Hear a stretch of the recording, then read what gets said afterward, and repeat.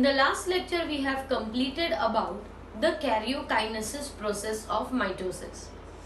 Mitosis was the equational division in which at the end of the mitosis, or you can say at the end of karyokinesis, we get two daughter cells, and these two daughter cells will be having equal number of chromosomes as present in the parental cell. Each nucleus will be having same number of chromosomes as present in the parental cell. That was the process of mitosis, in which four phases were included: prophase, metaphase, anaphase and telophase. In prophase, condensation of the chromosome occurs and the nuclear membrane disintegrates. In the metaphase, the chromosomes gets aligned to the equator of the cell, which was known as metaphasic plate, and the spindle fibers attach to the kinetochores or the centromere of the chromosomes. In the anaphase, the centromere splits from between and each chromosome with a single chromatid starts moving towards the opposite poles. While moving to the opposite poles, they will be having different shapes depending upon which type of chromosome it was. If it was a metaphasic chromosome, it will be V-shaped. If it was an acrocentric chromosome, it will be J-shaped. So while separating, there will be different shapes of the chromosomes that will be observed. Lastly was the telophase. In telophase, which is known as the reverse of prophase, because in the prophase the nuclear membrane disintegrates, whereas in the telophase the nuclear membrane reforms. The chromosome material begins to condense during prophase, while the chromosome material becomes decondensed during telophase. The nucleolus was disappearing in prophase, the nucleolus will reappear in telophase. The organelles will again get developed, again get organized at different regions, and therefore we ultimately get two daughter nuclei within a cell. So inside a cell there will be presence of two daughter nucleus. Each daughter nucleus will now have the chromosomes, but it will be in the form of chromatin fibers, because again it has got decondensed, so it will again become the separated, that is very thin fiber like structures called chromatin fibers. इसीलिए visibility अगर देखने जाए तो सबसे best visible microscope में अगर कोई phase है तो वो होता है मेटाफेज. टेलोफेज में वापस क्रोमेटिन मटेरियल बन जाने की वजह से क्लियरली हम क्रोमोसोम्स को ऑब्जर्व नहीं कर पाते, because it is not chromosomes, it has became again chromatin thread like fibre like structures. अब एक सेल के अंदर दो न्यूक्लियस तो बन गए हैं, पर जब तक इनका सेल डिवीजन मतलब जब तक इनका प्रोटोप्लास्ट सेपरेट नहीं होगा तब तक हमें दो डॉटर सेल्स नहीं मिलेंगे. तो अब हम बात करते हैं about the process in which the protoplasm gets separated, which is giving rise to two daughter cells each having their own nucleus. Two daughter cells each having their own nucleus. So we talk about the last process of cell division, that is called cytokinesis. So cytokinesis, it marks the completion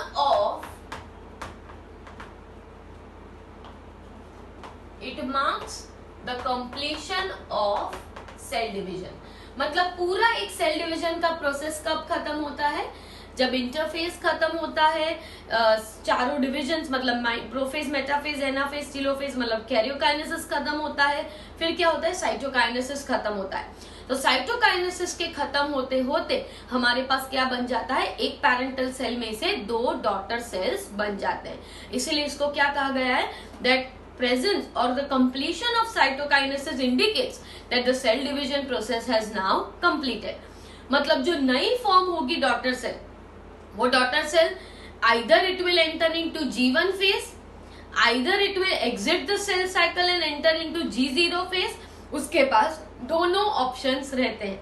इसके बाद जो नया cell बनेगा वो नए cell के पास दोनों option है, either it will enter into G0 phase or it will be entering into G1S and again continue a new next cell cycle. तो यहाँ पे हमने लिखा that it marks the completion of the cell division. What happens in cytokinesis? In this phase, the protoplast of the cell gets divided, or you can say gets separated, each forming a daughter cell with its own nucleus. तो जैसे हमने पहले पढ़ा है कि nucleus का division, वैसे ये किसका डिवीजन है? प्रोटोप्लास्ट का। प्रोटोप्लास्ट मतलब साइटोप्लाज्म प्लस न्यूक्लियस। तो साइटोप्लाज्म और न्यूक्लियस जब दोनों चीजें सेपरेट हो जाती है, तो सेपरेट होने पर हर एक जो नया डॉटर सेल बना, वो डॉटर सेल के पास क्या है? खुद का साइटोप्लाज्म और खुद का न्यूक्लियस। वैसे ही दूसरा डॉटर सेल बना, उसके पास भी क्या है? खुद का साइटोप्लाज्म और खुद का nucleus. So we say that at the end of the cytokinesis, what will be formed? Two daughter cells will be formed, each having its own nucleus. क्योंकि न्यूक्लियस दो हो चुके थे already at the end of the telophase.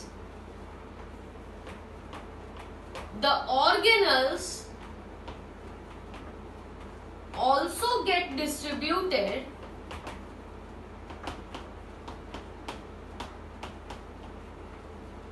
between the two cells. जो दो नए sales बने हैं उन दोनों में ऑर्गेनल्स भी डिस्ट्रीब्यूट हो जाएंगे।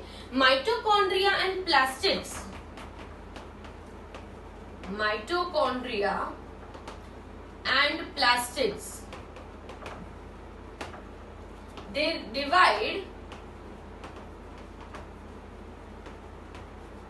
by fission। मतलब अगर माइटोकॉन्ड्रिया दो सेल में डिस्ट्रीब्यूट करने हैं तो ऑब्वियसली माइटोकॉन्ड्रिया को भी डबल होना पड़ेगा। प्लास्टिड्स को दो सेल में देने हैं तो प्लास्टिड्स को भी डबल होना पड़ेगा।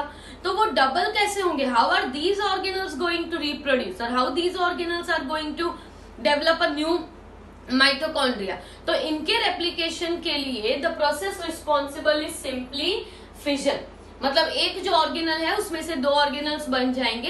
ये एक सिंपल मैकेनिज्म है जो लोअर ऑर्गेनिजम्स में भी होते हैं, और इसी की मदद से ये जो ऑर्गेनल्स हैं वो डबल हो जाते हैं, और डबल हो जाने के बाद they get distributed in the cytoplasm of both the cells. अगर एक ही माइटोकॉन्ड्रिया होगा तो एक डॉटर सेल में जाएगा और दूसरे डॉटर सेल को नहीं मिलेगा। इसीलिए इंपॉर्टेंट क्या है कि जो ऑर्गेनल्स इंटरफेस के वक्त ऑलरेडी डबल हो चुके हैं, ये ऑर्गेनल्स को क्या करना है? ये ऑर्गेनल्स को डिस्ट्रीब्यूट हो जाना है into the two daughter cells. They have to get distributed into the two daughter cells. Now another important thing is that sometimes what happens is that karyokinesis हो गया, पर कैरियोकाइनेसिस के बाद साइटोकाइनेसिस नहीं हुआ। तो ऐसे कंडीशन में क्या होगा? एक ही सेल के अंदर दो न्यूक्लियस फॉर्म हो जाएंगे। एक ही सेल के अंदर, क्योंकि कैरियोकाइनेसिस हुआ है, तो कैरियोकाइनेसिस मतलब क्या? Formation of two nucleus inside one cell. तो न्यूक्लियस तो दो बन गए, पर क्या हुआ? साइटोकाइनेसिस हुआ नहीं। इसीलिए हम यहाँ पे मिल लिख रहे हैं, if cytokinesis does not follow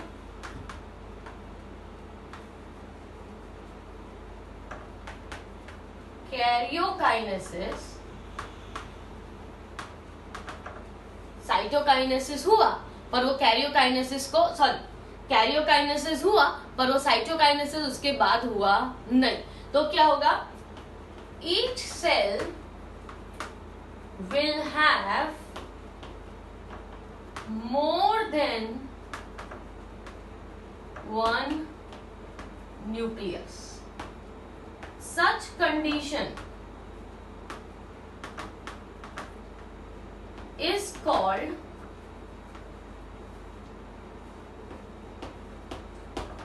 सिंक्टियम। इस कंडीशन को क्या कहा जाता है? सिंक्टियम कहा जाता है, या तो फिर कोएनोसाइटिक कंडीशन। सिंक्टियम मतलब क्या? वापस मैं एक बार बोल रही हूं, न्यूक्लियर डिवीजन हो गया, टीलोफेज तक सेल साइकिल आ गया। टेलोफेज के एंड पे 2 न्यूक्लियस बन गए। पर अब मान लो 2 न्यूक्लियस बन जाने के बाद साइटोकाइनेसिस नहीं हुआ, तो अगर साइटोकाइनेसिस ही नहीं होगा तो 2 सेल्स नहीं बनेंगे। इंस्टेड क्या हुआ, एक ही सेल के अंदर 2 न्यूक्लियस बन गए। ऐसी मल्टी न्यूक्लिएट कंडीशन को, such multi nucleate condition is known as Sanctium. Multinucleate condition is known as Sanctium and it can be considered as an error. कई ऑर्गेनिजम्स में ऐसा होता है, जैसे कि फंजाई में आपने पढ़ा होगा that certain fungi are having coenocytic nucleus, मतलब बहुत सारे न्यूक्लियस होते हैं एक ही सेल के अंदर। But in the case of higher organisms ऐसा नहीं होता, हर एक सेल के पास एक ही न्यूक्लियस होता है। तो अगर ऐसा कुछ हो जाए तो that can be considered as an error in the process of cell division. तो ये हमने बात कर ली अभी तक कि व्हाट इज साइटोकाइनेसिस। अब हम बात कर रहे हैं कि साइटोकाइनेसिस जो है वो प्लांट सेल और एनिमल सेल में अलग होता है। मतलब cytokinesis mechanism in animal cell is slightly different than that happening in the plant cell. तो दोनों की पहले हम बात करते हैं। तो first we mention about cytokinesis in animal cell.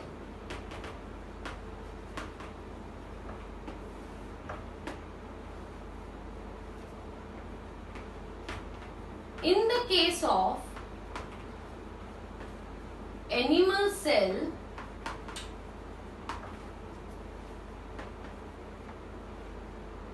the spindle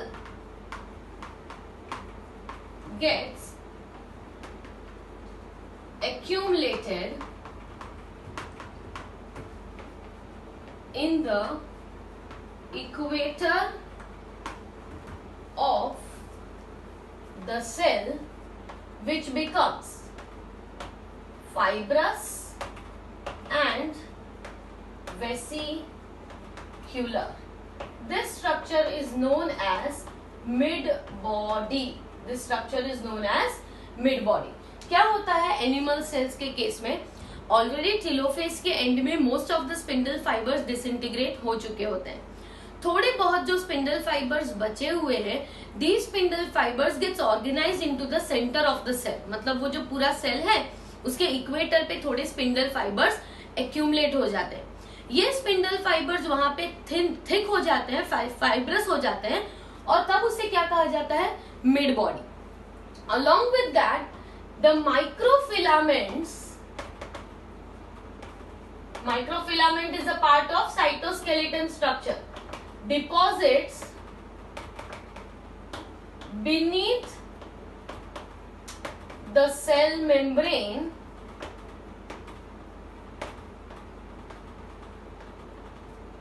and pulls the cell membrane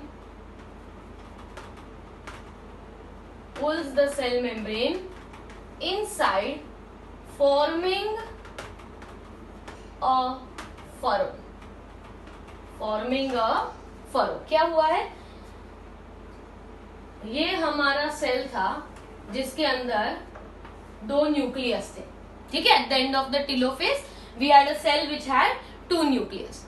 अब क्या हुआ होगा, that some of the spindle fibres get arranged in the centre. Equator पे थोड़े स्पिंडल फाइबर्स जो है वो अरेंज हो जाएंगे, और इसके साथ साथ beneath the cell membrane there will be presence of the microfilaments. ये माइक्रोफिलामेंट्स क्या कर रहे हैं, प्लाज्मा मेम्ब्रेन को अंदर की तरफ पुल कर रहे हैं। They are pulling the plasma membrane inside. Now when they pull the plasma membrane inside, plasma membrane क्या होगा, there will be formation of the invagination, or you can say furrow. Furrow मतलब ये जो छोटी सी गैप जैसा बन रहा है, इसे फरो कहते हैं। तो there is formation of the furrow has form. अब क्या होगा कि ये जो फरो है that gets deep and deep invaginated. Furrow जो है वो अंदर की तरफ क्या होता जाएगा, इन्वेजिनेट होता जाएगा, and as it keeps on getting invaginated deeper, as it is getting invaginated deeper, ultimately the 2 cells will be separated. तो यहाँ पे मैं लिख देती हूँ, this furrow invaginates deeper and finally cells get separated. ठीक है, डायग्राम की आपको कोई जरूरत नहीं है, वो तो सिर्फ मैंने ऐसे ही आपके रेफरेंस के लिए बनाया, तो अभी सिर्फ इतना याद रखो क्या होगा कि थोड़े बहुत स्पिंडल फाइबर्स बीच में अरेंज हो गए हैं, फिर क्या हुआ कि माइक्रोफिलामेंट्स जो है वो डिपॉजिट हो गए at the beneath the cell membrane. Microfilaments are pulling the whole cell membrane inside, cell membrane को अंदर की तरफ खींच रहे हैं, जिसकी वजह से फरो जो है वो डीप होता जा रहा है. जैसे जैसे फरो डीप होता जाएगा वैसे वैसे दोनों सेल के साइटोप्लाज्म क्या हो जाएंगे, सेपरेट हो जाएंगे, and at the end we will get the two daughter cells separated. As this is pulling from outside to inside, मतलब बाहर से अंदर की तरफ खींच रहे हैं. एनिमल सेल्स में इसको सेंट्रीपिटल डिवीजन कहा जाता है, and this method is known as, this method of cell division is called furrowing, is called furrowing. और याद रखना ये कैसा होगा, सेंट्रीपिटल, बाहर से अंदर की तरफ पुल होता जा रहा है, इसीलिए सेंट्रीपिटल. जबकि प्लांट सेल्स में जब हम देखेंगे तो मेथड कैसा होगा, सेंट्रीफ्यूगल मेथड होगा. तो centrifugal method in the case of plant cells and centripetal in the case of animal sales.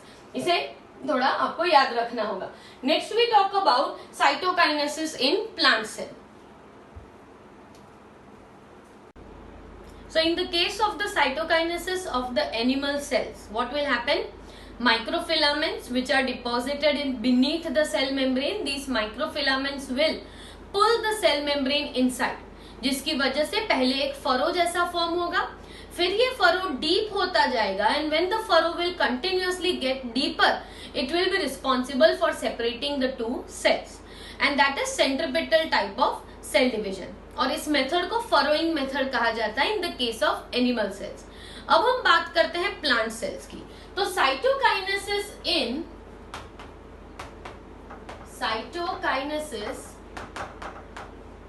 Plant cell,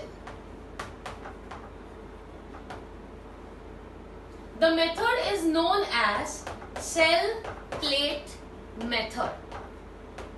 जैसे उसमें नाम हमने क्या कहा था, फरोइंग मेथड कहा था, वैसे ही प्लांट सेल्स के लिए जो मेथड है उसे कहा जाता है सेल प्लेट मेथड. अब सेल प्लेट मेथड में क्या होता है, अब देखिए एनिमल सेल्स की तरह प्लांट सेल्स में फरोइंग मेथड पॉसिबल नहीं है. अगर हम छोटे ऑर्गेनिजम्स जैसे कि एकदम स्मॉल प्लांट्स की बात करें, स्मॉल प्लांट सेल्स जैसे कि आल्गे या कोई यूनिसेल्युलर सेल की बात कर रहे हैं, ठीक है, तो ऐसे केसेस में फरोइंग पॉसिबल है. पर दूसरे जो प्लांट सेल्स हैं जिनमें क्या होता है, सेल वॉल प्रेजेंट होता है, तो सेल वॉल जो है वो काफी थिक लेयर है, और ये थिक लेयर का फरोइंग या इनवैजिनेशन अंदर की तरफ हो नहीं सकता, क्योंकि एनिमल सेल में तो सिर्फ एक ही लेयर था, सेल मेम्ब्रेन, और सेल मेम्ब्रेन भी कैसा होता है, पॉसी फ्लूइड होता है, तो उसको अंदर की तरफ इनवैजिनेट करना इजी है, because microfilaments are already cytoskeleton structures, और microfilaments are made up of actin, जिसका काम ही क्या है, कंस्ट्रिक्ट करना, कॉन्ट्रैक्ट करना, ये उसका काम ही है, इसलिए वो फंक्शन कर सकते हैं. But in the case of plant sales क्या होता है कि इन्वेजिनेट करना भी हो तो भी सेल वॉल बाहर बहुत ही थिक होता है, जिसकी वजह से इन्वेजिनेशन या फरोइंग पॉसिबल नहीं है. इसीलिए प्लांट सेल में अलग मेथड से साइटोकाइनेसिस होता है. तो ये जो सेल प्लेट मेथड की हम बात करें उसमें सबसे पहले क्या होगा, so in this method,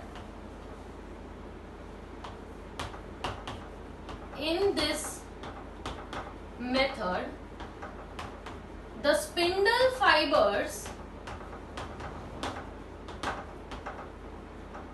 remain persistent, known as phragmoplast. Spindle fibres जो हैं वो कंप्लीटली डीनेचर नहीं हो रहे, डीजेनरेट नहीं हो रहे. स्पिंडल फाइबर्स परसिस्टेंट रहते हैं दो न्यूक्लियस के बीच में, और वहां पे स्पिंडल फाइबर्स को कहा जाता है phragmoplast. The Golgi the vesicles of Golgi body gets deposited at equator of cell. It gets deposited at the equator of the cell. अब ये मैं थोड़ा डायग्राम बना देती हूँ तो आपको समझने में इजी रहेगा.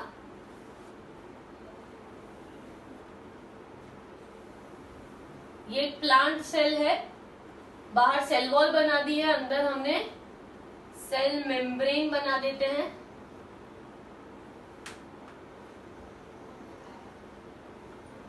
राइट, यहां पे होंगे दो न्यूक्लियस. न्यूक्लियस के अंदर है क्रोमेटिन फाइबर्स.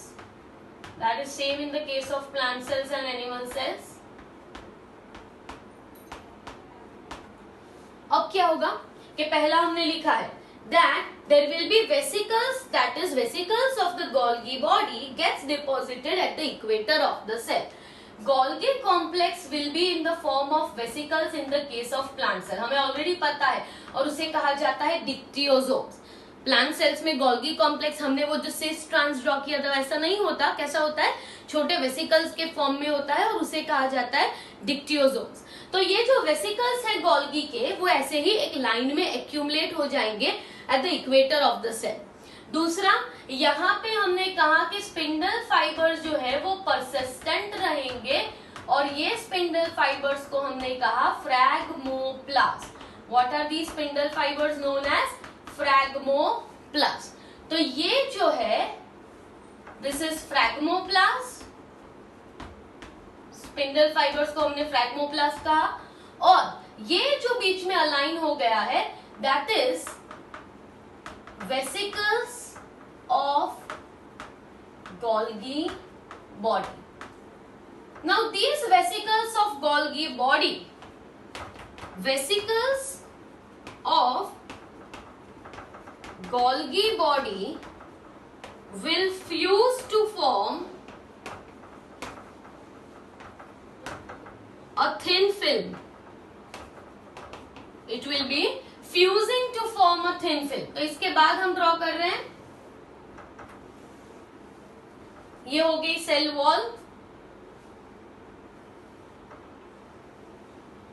ये हो गई सेल मेम्ब्रेन, न्यूक्लियस. वेसिकल्स क्या हो चुके हैं? अब फ्यूज हो गई है to form a thin film. मतलब ये जो वेसिकल्स थी पहले वो वेसिकल्स क्या हो जाएंगी? सारी एक दूसरे से कनेक्ट हो जाएंगी और एक पतला सा फिल्म जैसा स्ट्रक्चर बन जाएगा. यहाँ पे ये जो स्पिंडल फाइबर्स हैं वो एज इट इज रहेंगे, chromatin fibres as it is रहेंगे.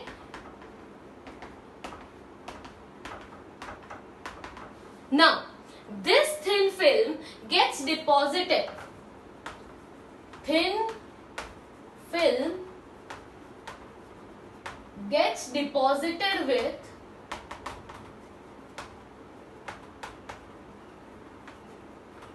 calcium or you can say magnesium pectate and forms the structure called middle lamella. क्या हो जाएगा कि ये जो थिन फिल्म गोल्गी की बनी है, हमें पता है कि गोल्गी जो है या ER जो है it is also responsible for storing calcium. तो ये जो कैल्शियम है उसकी मदद से when calcium pectate gets deposited in this place, ये थिन फिल्म जो है यहाँ पे क्या हो जाएगा? There will be formation of the middle lamella. Middle lamella हमें पता ही है दो सेल्स को क्या करता है? कनेक्ट करता है. एक बार मिडल लैमेला बन जाए उसके बाद here there will be deposition of, क्या डिपॉजिट होने लगेगा? यहाँ पे सेल्यूलोज, हेमी सेल्यूलोज और ये सारे मटेरियल डिपॉजिट होते होते there will be extending on both the sides and form the primary cell wall. मतलब प्राइमरी सेल वॉल बीच में से स्टार्ट होके दोनों तरफ एक्सटेंड होती जाएगी till it meets the end of the cell, till it meets the end of the cell, and ultimately the two cells will be separated. And then after मैं यहाँ पे लिख देती हूँ, then formation of primary cell wall occurs which extends centrifugally,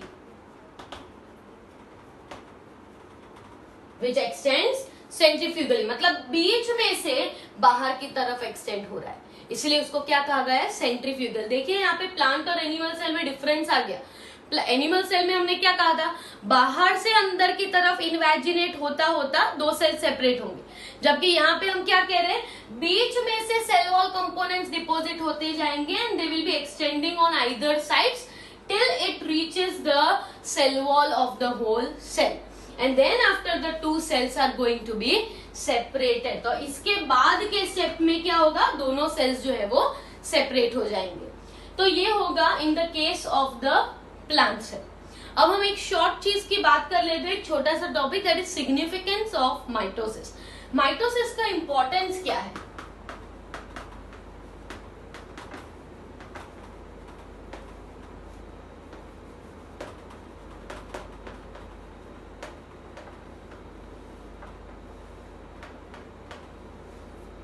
अब हमने ये सारी चीजें देख ली कि माइटोसिस जो है वो बहुत ही इंपॉर्टेंट प्रोसेस है।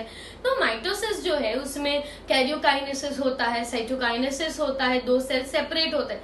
तो इसकी जरूरत क्या है, what is the need of mitosis? तो माइटोसिस की सबसे इंपॉर्टेंट जो जरूरत है दैट इज द ग्रोथ। किसकी वजह से चाहिए? ग्रोथ की वजह से। हमें हमारी बॉडी में जो ग्रोथ हो रहा है वो एक्चुअली क्या है, it is due to cell division, because number of cells are increasing. तो मल्टी सेलुलर ऑर्गेनिजम्स के अंदर ग्रोथ एंड डेवलपमेंट के लिए माइटोसिस बहुत ही ज्यादा एसेंशियल है। तो growth in the case of multi cellular organisms, क्योंकि हमारी बॉडी जो है उसमें मैक्सिमम क्या है, सोमैटिक सेल्स है।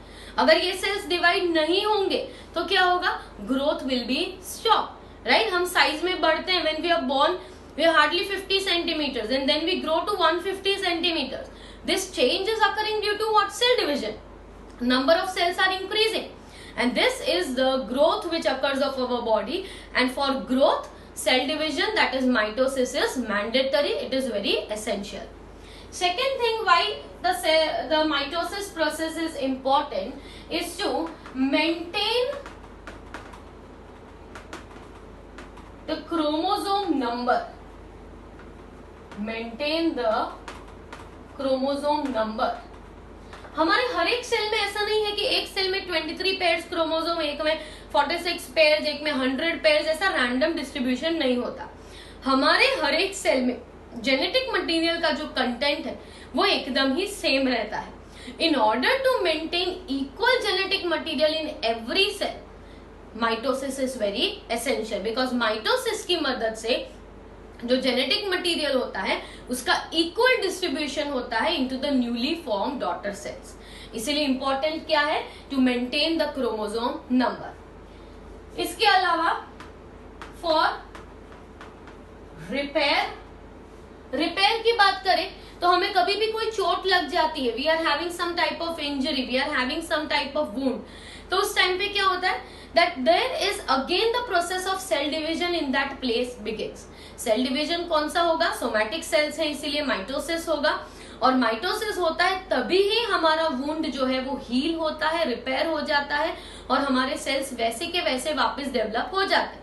अगर मान लो कोई रिपेयर के मैकेनिज्म के लिए सेल डिवीजन नहीं होता तो क्या होता, we would have that injury for life time, but instead that wound gets healed because cells will be undergoing division and they will be repairing that whole area where you have got the injury। इसलिए repair के लिए या तो हम कह सकते हैं repair and regenerate, repair and regenerate. Regenerate किस केसेस में होता है, कई ऐसे एनिमल्स होते हैं जैसे कि लिजर्ड है तो उसका टेल जो होता है वो बार बार कट जाता है, तो again that tail is growing. Now tail is a somatic part of the body. In order to regenerate the tail, it has to compulsorily undergo mitosis. Otherwise the tail will not be regenerated. तो repair और regeneration बहुत ही common reasons हैं why the mitosis takes place. इसके अलावा unicellular organisms में it is also method of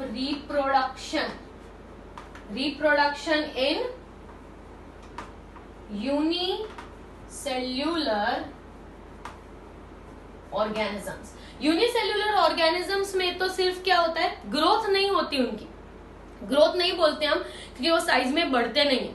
unicellular organisms में अगर mitosis हो तो एक सेल्यूलर में से मतलब दो बन जाएंगे, दो सेल ऑर्गेनिजम्स के बन जाएंगे, एक सेल और दूसरा सेल. तो ये दोनों जो बने दे will B living together, forming colonies and staying together. तो उनमें क्या होगा कि सिर्फ सेल डिविजन कहो या रिप्रोडक्शन कहो, दोनों एक ही है, राइट. इसीलिए यूनिसेल्युलर ऑर्गेनिजम्स में रिप्रोडक्शन का मेथड क्या हो सकता है, माइटोसिस हो सकता है. जरूरी नहीं है सब में माइटोसिस ही हो, but in some unicellular organisms mitosis will occur as a reproduction method.